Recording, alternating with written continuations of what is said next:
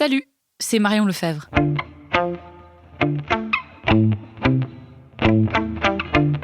Pendant les jours d'école, je me réveille à 7h55, comme d'habitude. Je me prépare, je prends le petit déjeuner à 8h30, je fais mes devoirs.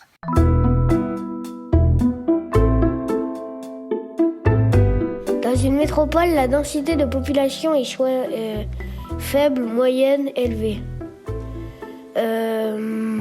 Alors, remplace le mot en orange par celui qui convient. Écris la phrase. Il avait une pelle en fer. Qui c'est qui a une pelle en fer dans l'histoire ? Après, maman, pour ne pas qu'on s'ennuie, elle a acheté des perles et des fils pour qu'on fasse des animaux en perles. Ouais, il est bon. Un bidonville est un quartier pauvre. Moi, le confinement, j'aime pas, parce que j'ai l'habitude d'être dehors, de marcher dehors, de prendre l'air. Là, on est obligé de rester chez nous. La maîtresse nous envoie des mails tous les jours pour nous donner du travail. Voilà, et tout doux sur la taille des lettres là. Ah mais fais gaffe, regarde la tour 1, on n'arrive pas à le lire à moitié. Eh bien ma chérie. Ouais, j'ai tout. C'est quoi les résultats ? J'ai 10 sur 10. Et pour t'expliquer un peu le confinement avec un enfant de 5 ans qui s'appelle Marcus, voilà, qu'on s'est présenté déjà. Et écoute, ça se passe plutôt pas mal, surtout en ce moment. On peut dire qu'est-ce qu'on fait de drôle ? La fusée!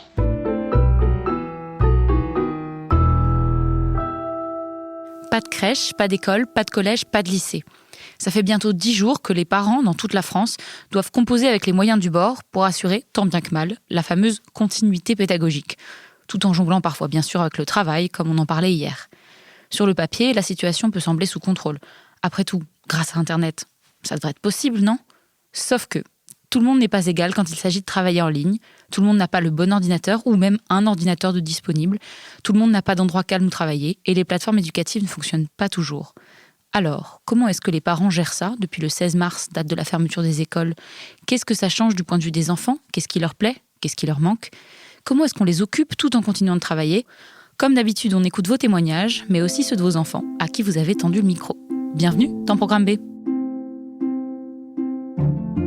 Salut tout le monde, il est 9h05, lundi 16 mars, et j'ai déjà envie de mourir.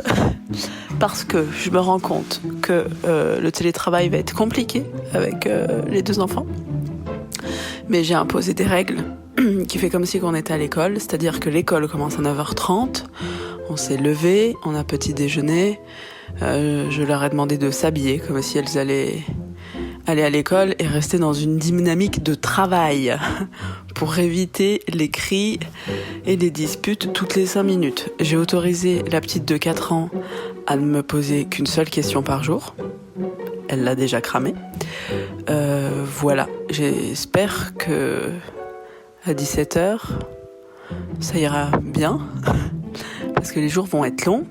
Quoi qu'il en soit, il faut que je trouve des activités, des devoirs. Donc la grande, c'est pas difficile, elle a un logiciel qui s'appelle Pronote, sur lequel elle peut faire ses devoirs. Et la petite, je crois que la maîtresse a envoyé des choses.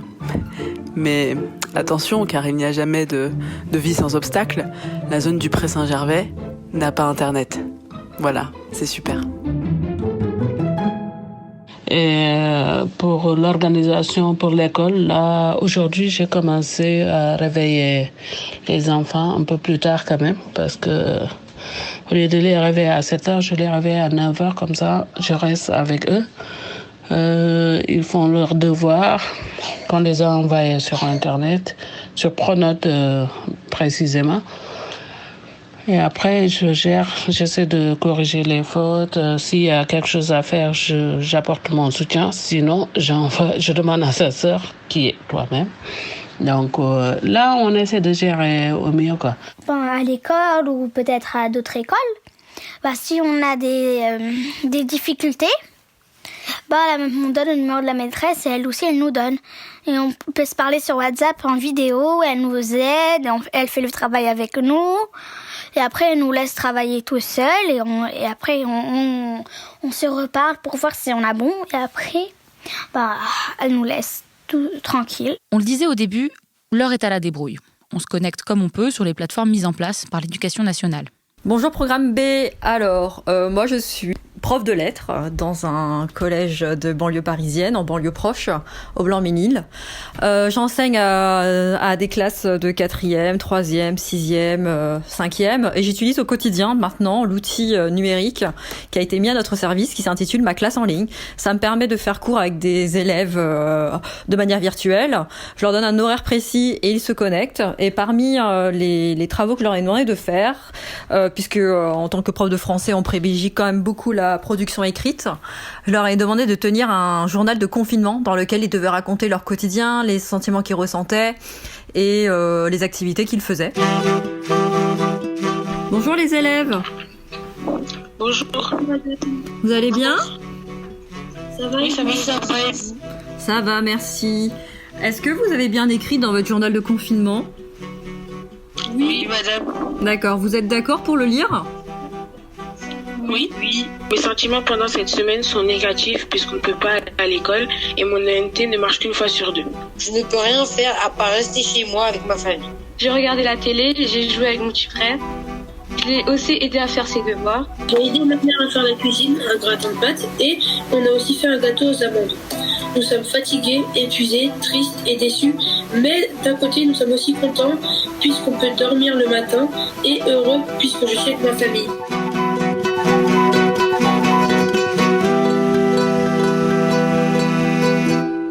Salut, moi c'est Timothée, je suis professeur de français dans un lycée à Coulommiers et du coup j'ai dû faire face là avec l'épidémie du coronavirus au problème de l'école à distance. Du coup, comme l'ensemble des personnels d'éducation du coup de France et de Navarre, on a dû donc du coup s'adapter à cette situation un peu particulière et on a eu très peu d'informations finalement du ministère. Donc du coup, tout le monde s'est un peu retrouvé à faire comme il pouvait. Je me suis connecté ce matin et la plateforme du coup sur laquelle on a l'habitude de travailler a planté. Et donc du coup j'ai fait tout ce que je pouvais pour contacter mes élèves et j'ai essayé de les contacter par mail et je leur ai rédigé un grand mail pour les préparer un peu du coup à ce qui va se passer. Donc c'est un peu compliqué aussi pour nous puisqu'on ne sait pas grand chose. Et du coup je leur ai donné plusieurs conseils et notamment aussi de prendre soin d'eux.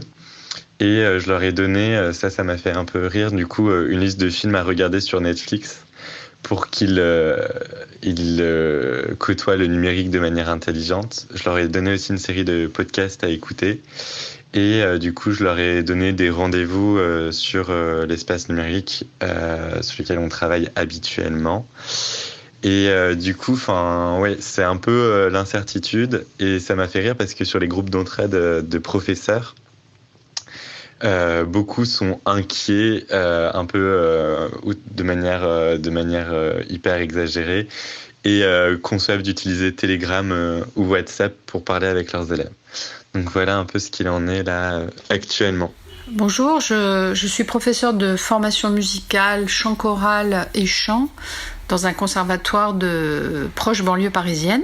Alors tout de suite, je me suis dit, bon, qu'est-ce qu'on peut faire comme type d'enseignement à distance lorsqu'on est professeur de conservatoire ? Comment trouver un système de travail à domicile pour les plus petits enfants ? Parce que moi, les enfants, j'ai vraiment des petits, j'ai des 7, 8, 9 ans. Donc il faut trouver quelque chose de ludique. Alors il y a quelques sites de lecture de notes gratuits par exemple. Il y a des sites d'histoire de la musique associés à des écoutes d'œuvres. Donc ça c'est assez intéressant du point de vue de la culture musicale. Voilà, mais ça, avec des petits enfants, ça me paraît un petit peu compliqué. J'ai pas trouvé vraiment de site très très très ludique et suffisamment facile pour mes enfants.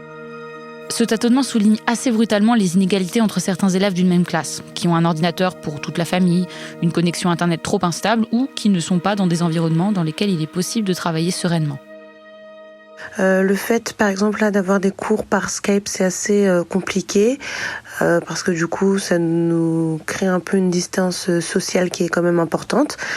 Le rapport par rapport à ma famille est aussi compliqué. Je ne dirais pas qu'il est difficile parce que c'est quand même ma famille. Mais c'est vrai que ce n'est pas forcément le meilleur endroit pour travailler, pour se concentrer. Faut savoir que dans ma chambre, il n'y a pas forcément de réseau, donc je suis obligée d'aller au salon où il y a la télé. Donc là, il y a ma sœur, mon frère, ma mère, mon père, mais aussi ma tante et sa fille qui sont chez moi. Donc nous sommes 7. C'est compliqué. Et puis surtout, ne pas avoir classe jusqu'à début mai, ça change beaucoup de choses, surtout au lycée. À cette époque, on prend des grandes décisions, si on veut faire des études, et puis des études de quoi, où aller, et puis qu'est-ce que l'avenir nous réserve au fond. Aujourd'hui, tout ça est un peu en suspens. Hier, il y avait le conseil de classe et je suis déléguée de ma classe. Du coup, on l'a fait par téléphone puisque tout le monde n'avait pas un ordi de dispo à la maison, donc c'était assez compliqué. On a réussi à le faire. On n'avait pas le choix parce que il faut remplir Parcoursup et que les deadlines pour ça n'a pas changé. Donc du coup, c'est assez flou, assez compliqué. Mais bon, on fait aller quand même.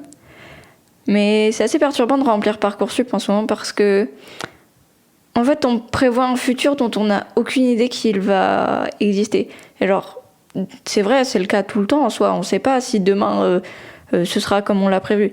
Mais globalement, ce qu'on imagine, ça ressemble à ce qui va se passer. Alors que là, on ne peut pas du tout savoir. Du coup, c'est très perturbant d'être en terminale, de normalement visualiser l'année prochaine et de juste se retrouver à réfléchir à ah ouais, mais en fait, si ça se trouve, ce sera plus du tout la même chose. Si ça se trouve, on sera plus dans une même société. Si ça se trouve, ce sera revenu comme c'était. On n'en a aucune idée. Du coup, c'est flou, c'est perturbant un peu, mais bon. D'un côté, j'espère que le confinement, ça apportera aussi des bonnes choses et que ça nous fera réfléchir à la manière dont fonctionne notre société. À l'heure où je vous parle, les témoignages des profs qui galèrent à assurer la continuité pédagogique continuent de se multiplier. Telle plateforme plante et sature, telle consigne aux enseignants n'est pas claire, tel élève n'a pas un débit suffisant pour suivre le cours vidéo ou n'a simplement pas d'ordinateur. Selon le ministère de l'Éducation nationale, c'est le cas d'ailleurs de 5% des élèves, soit environ 600 000 personnes. Et malgré toute la bonne volonté des profs, difficile d'atteindre cette population-là, et difficile d'éviter que ces élèves ne prennent pas un peu de retard par rapport à leurs camarades. On pense à eux et à vous qui écoutez.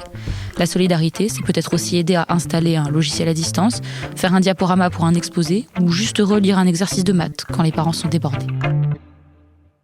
Pour cet épisode, on a décidé d'essayer de donner un petit coup de main aux parents, justement. Si vous pouvez, et si vous en avez, demandez à votre ou à vos enfants de tendre l'oreille.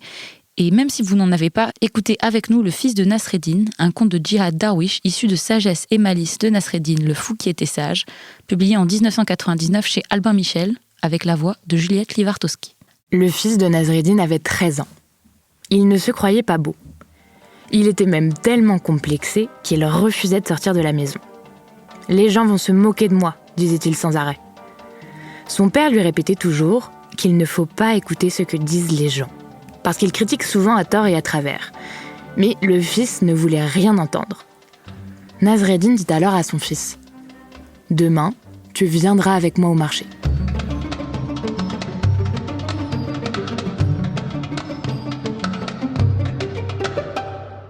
Fort tôt le matin, ils quittèrent la maison. Nasreddin s'installa sur le dos de l'âne et son fils marcha à côté de lui. À l'entrée de la place du marché, des hommes étaient assis à bavarder. À la vue de Nasreddin et de son fils, ils lâchèrent la bride à leur langue. « Regardez cet homme, il n'a aucune pitié. Il est bien reposé sur le dos de son âne et il laisse son pauvre fils marcher à pied. Pourtant, il a déjà bien profité de la vie. Il pourrait laisser la place aux plus jeunes. » Nasreddin dit à son fils « As-tu bien entendu ? Demain, tu viendras avec moi au marché. » Le deuxième jour, Nasreddin et son fils firent le contraire de ce qu'ils avaient fait la veille. Le fils monta sur le dos de l'âne et Nasreddin marcha à côté de lui. À l'entrée de la place, les mêmes hommes étaient là. Ils s'écrièrent à la vue de Nasreddin et de son fils « Regardez cet enfant, il n'a aucune éducation, aucune politesse. Il est tranquille sur le dos de l'âne, alors que son père, le pauvre vieux, est obligé de marcher à pied. » Nasreddin dit à son fils « As-tu bien entendu ?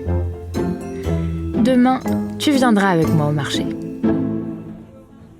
Le 3e jour, Nasreddin et son fils sortirent de la maison à pied en tirant l'âne derrière eux.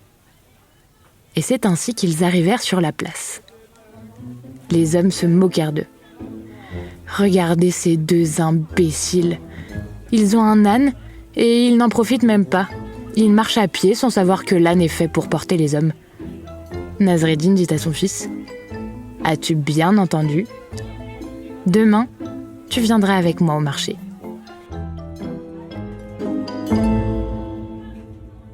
Le 4e jour, lorsque Nasreddin et son fils quittèrent la maison, ils étaient tous les 2 juchés sur le dos de l'âne. À l'entrée de la place, les hommes laissèrent éclater leur indignation. « Regardez ces 2-là, ils n'ont aucune pitié pour cette pauvre bête. » Nasreddin dit à son fils « As-tu bien entendu ? Demain, tu viendras avec moi au marché. »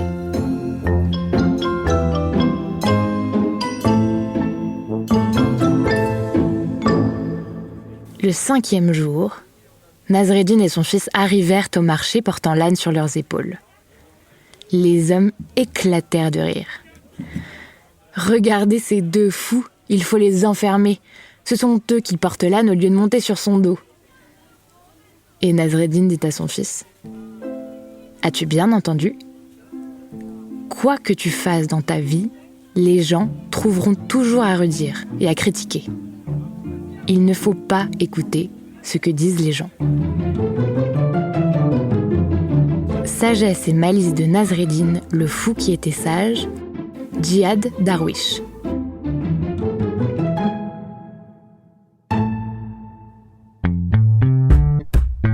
Merci à celles et ceux qui ont témoigné dans cet épisode. Soraya, Anta, Lina, David, Timothée, Florence, Kanda, Azilise et tous les enfants qu'on a entendus dans cet épisode. Ferdinand, Marcus, Colette, Amadou, Fatimata et les enfants de la classe de Davy. Merci à tous et toutes pour vos témoignages. Programme B, c'est un podcast de Binge Audio préparé par Lorraine Bess et réalisé par Quentin Bresson. Abonnez-vous sur votre appli de podcast préféré pour ne manquer aucun de nos épisodes.